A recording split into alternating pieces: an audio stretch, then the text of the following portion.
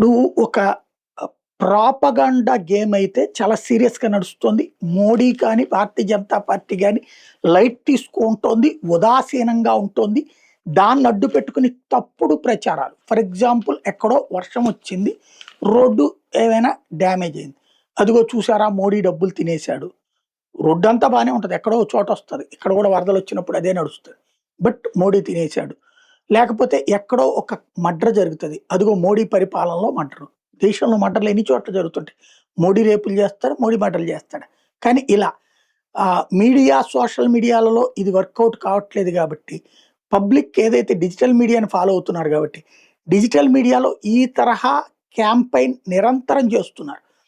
BJP గతంలో తమకు అనుకూలంగా అట్లాగా వాటికి కౌంటర్ ఇచ్చేటటువంటి వాళ్ళని పట్టించుకోకపోవడంతో ఎవరి పనులు ఆళ్ళు జేసుకుంటున్నారు.